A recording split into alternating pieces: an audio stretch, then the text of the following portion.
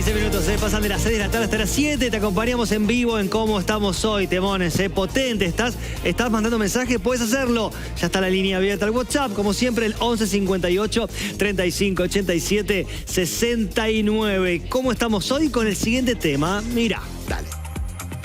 Sin prevención no hay seguridad, ¿eh? De esto estamos hablando, claro. Preocupa el aumento de las enfermedades de transmisión sexual. Hay una moda de tener relaciones sin protección, ¿eh?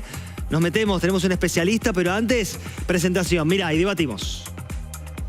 La sífilis es una infección de transmisión sexual causada por una bacteria que al principio muchas veces no da síntomas, por lo que podemos tenerla y no saberlo. El síntoma principal, al principio, es una úlcera que no duele, que puede aparecer en los genitales externos o en la boca. Tengamos o no tratamiento, esa úlcera se va a ir. Pero si no tenemos tratamiento, la infección va a seguir avanzando.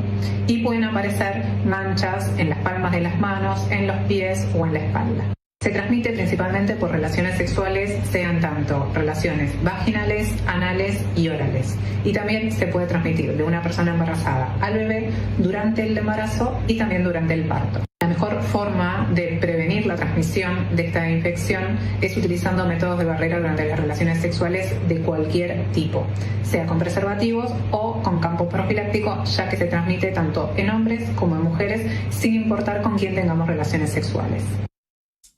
Ahí está, nos metemos en el tema, que mejor que nuestra invitada. Y bienvenida, aplaudimos a Luciana Spadaccini, infectóloga. Muchas gracias por estar acá. ¿Cómo andás? Gracias por invitarme. Muy bien. Bueno, muy bien. Me alegro mucho. Ahí escuchamos, nos metemos en el tema. ¿Cuáles fueron los casos que más han aumentado de infecciones actualmente? La sífilis a la cabeza. ¿Cómo estamos viendo? Sí, ese es el principal caso de infección de transmisión sexual, sí, que nosotros la vemos porque la notificamos. Okay. No todas las infecciones de transmisión sexual se notifican, entonces al notificarlas periódicamente podemos ir rastreando cuáles son las que están en aumento. Y esta, particularmente la sífilis, está en un ascenso hace un montón de años, pero en los últimos años el ascenso fue muy marcado, ¿no? ¿Cuál es la principal causa de la sífilis para el que no sabe? Es una bacteria que se llama Treponema pallidum, sí, y que se transmite principalmente a través de las relaciones sexuales, sí, y también puede ocurrir que durante la gestación se transmita al feto, al recién nacido, o durante el parto también. Sí. En esa relación, te pregunto para todo, que la gente... dale. Para ser claros y poner el nombre de cómo son las cosas. Dale. Siempre, en este caso, con la sífilis, ¿puede no haber penetración o sí tiene que...? Totalmente, puede no haber por penetración. Eso, para ser claro. Sí. El sexo puede ser cualquiera de las prácticas sexuales. La mayoría de las personas piensa que el sexo oral no es sexo. Entonces no usa preservativo. Claro. O piensan que si usan preservativo solamente en la eyaculación, sí, de esa forma se protege, por ejemplo, una infección de transmisión sexual, y no es así. No. O sea, para prevenir una infección de transmisión sexual, el preservativo tiene que ser desde el principio hasta el final. Sí. Entonces, el no usar preservativo o el usarlo mal lleva, por ejemplo, al aumento de casos de infecciones de transmisión sexual como la sífilis. Sí. ¿Aumentaron también o no los, porque digo, uno pone en comparación los chequeos, ¿no es cierto?, de los jóvenes?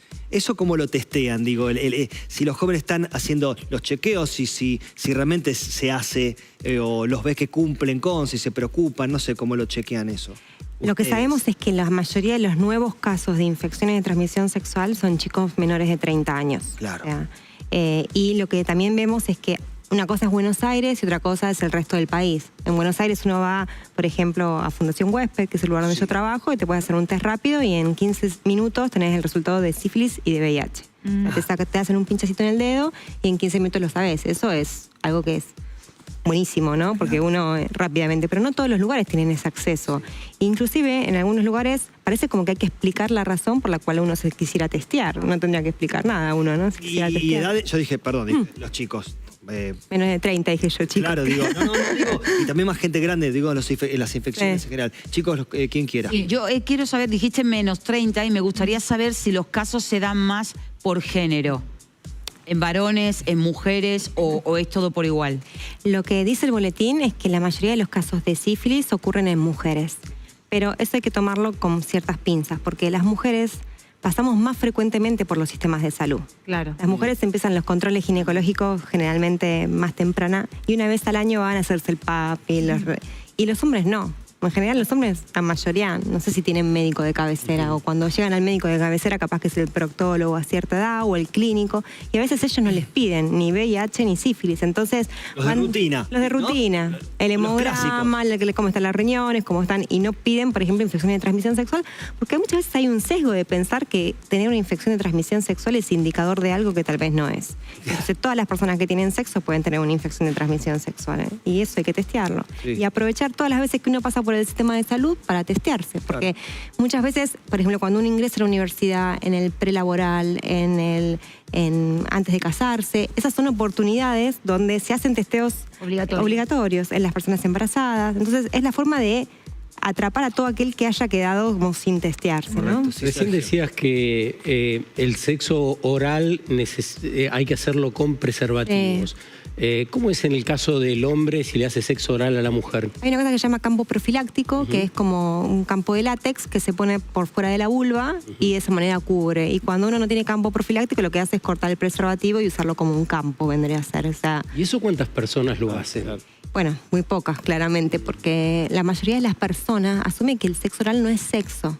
Porque queda como una asociación esto de que si no hay penetración o de previa, que, de no sé, claro. Sí, exactamente. Pero vos sos sexóloga. ¿Hay placer si vos le pones una banda plástica al sexo de una mujer o al revés? Y las personas que tienen relaciones sexuales con preservativo logran eyacular, logran tener su relación sexual placentera.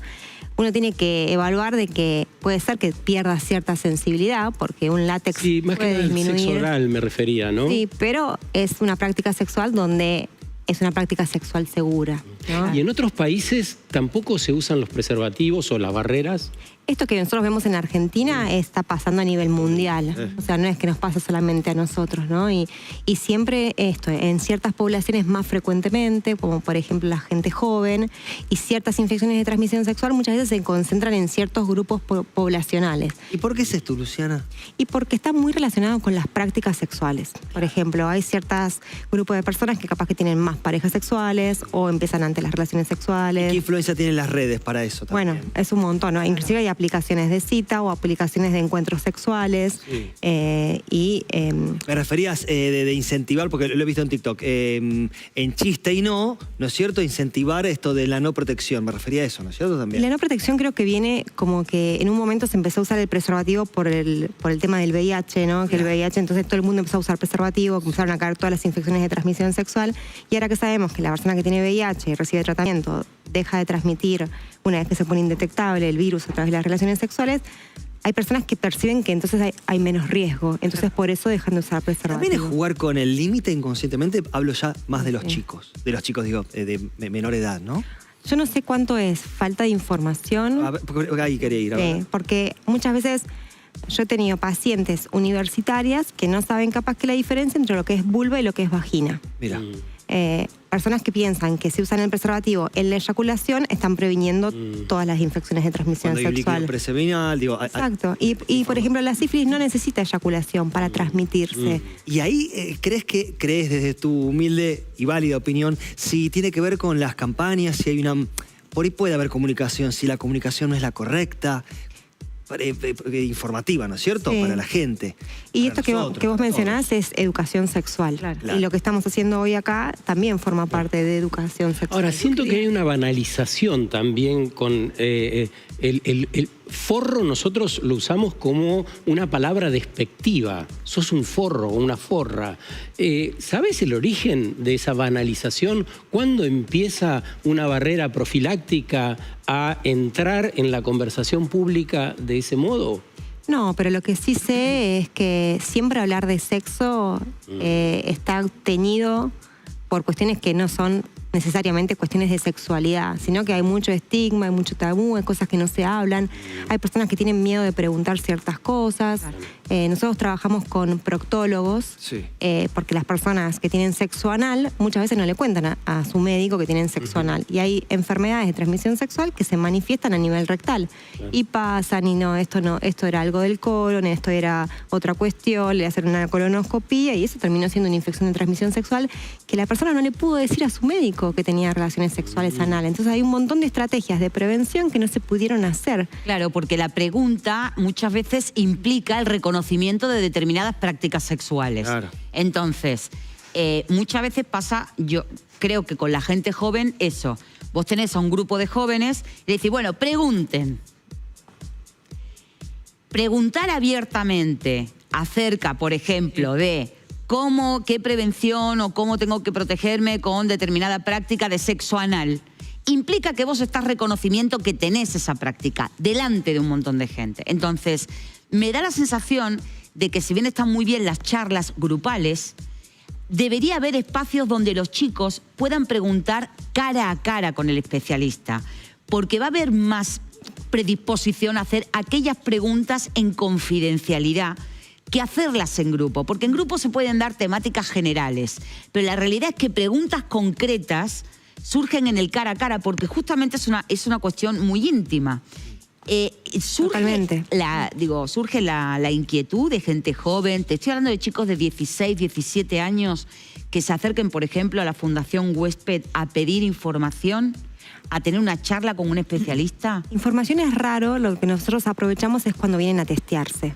Porque cuando entran al testeo entran solos. Claro. Entonces, bueno, ¿por qué te venís a testear? Y capaz que tal vez de eso, a veces puede ser que lo digan al principio, capaz que cuando les da el resultado. Y a partir de eso uno puede detectar ciertas cosas y si tienen dudas, ir hasta donde la persona pregunta, ¿no? Sí, en un Muy momento Mónica. yo quería hacer una pregunta. Para el análisis de sangre había que autorizar, no sé si sigue igual. El test de VIH. Para el VIH, sí. Para la sífilis es lo mismo. No, la sífilis Se no. puede pedir directamente Sí. en el estudio, el médico lo puede poner. Sí. El otro sigue con la autorización del paciente. Exacto. Luciana, no sé si lo dijiste o no, si no repetimos. Sí. ¿Cuáles son las consecuencias de la sífilis, digamos? Sin tratamiento, Claro. sin tratamiento trae problemas cardíacos, problemas neurológicos, problemas visuales, auditivos. Eso ya hoy en día casi no se ve. Cuando se agarra tiempo. Se trata el y se tratamiento, cura. ¿Cómo es el tratamiento? El tratamiento Es es penicilina. Penicilina, bien. Sí. ¿Cuánto dura? Es una inyección o 3, depende cuánto tiempo de duración tenga la sífilis. O sea, es algo súper fácil. ¿Y cuánto dura esa recuperación? No sé, Desde que te das la primera, si tenés una sífilis que se llama temprana, o sea, tiene menos de un año, con una inyección de penicilina, a la semana ya estás curado. Bien. Tendrás- Bien, Es perfecto. algo fácil. Debería estar en sí, Flor. el control sanguíneo. Sentís que como infectóloga debería ponerse, como hacemos el chequeo de colesterol, este tipo de enfermedades y basta. ¿No sería como lo más fácil? Sería ideal. Dentro de lo que es anual, semestral, lo que El cada estudio uno se haga. ginecológico, Exacto. Eso depende del médico, ¿no? Y la médica. Y eso es con Nosotros un pedimos. sesgo desde nuestro lado, porque a veces las personas no sé por qué siguen asumiendo que no se lo voy a pedir a esta persona o sí a esta persona, y la verdad que no hay edad para esas cosas. Claro. Luciana, vos que estás en Fundación Huésped, con esto termino, chicos. No sé, la pregunta sería si subió el consumo de, también la información que te piden del PrEP, Sí. digamos. Claro, porque El eso- PrEP está ahora como programa. El PrEP es Mucha gente- una medicación que se usa para prevenir el VIH en personas que tienen alto riesgo de adquirirlo. Entonces, previene el VIH cuando una persona no usa preservativo en sus relaciones sexuales, Pero no pero no previene. previene todo el resto de las infecciones de transmisión sexual. gente que está tranquila porque toma PrEP, pero es por algo. Toma PrEP Igual. para prevenir el VIH, pero el resto de las infecciones de transmisión sexual no están prevenidas. Entonces, en general, las personas que están en PrEP están en lo que se llama un programa de salud sexual, donde se los testea periódicamente para justamente ver si hay alguna otra infección de transmisión sexual, tratarla, y no solo a la persona, sino a las parejas, ¿no? Porque eso también es importante. Si se trata a la persona y la pareja no se trata, es un pimponeo de transmisión. Sí. Luciana, la gente puede ir a Fundación A testearse. Para también, Sí. para que se Si quieren informen. testear, se pueden testear, son test rápidos, están también en otros sitios también, y son resultados muy, muy rápidos, que en 15 minutos uno tiene esa información, y está bueno si uno nunca lo hizo, o si lo hizo y lo quiere volver a hacer, acercarse a web. Consejo final. Que se hable más de sexo. Y también entre las familias, ¿no es cierto? Sí, Digo, claro. Las parejas, por supuesto. Pero digo, sincerarse, hablar, ser honestos, ¿no es Sí, porque cierto? cuando uno sabe, como vos Consultar, decías, sí. a veces uno necesita un ambiente privado para hablar de Claro. estas cosas, pero cuando uno lo sabe, uno puede dar un buen consejo y evitar que las personas hagan cosas que vieron en una red o lo que sea, Claro. sin fundamento científico de prevención. Gracias por estar acá. Muchas gracias. Buena información. Ahí venimos, con mucho más. ¿Cómo estamos hoy? Te muevas de ahí.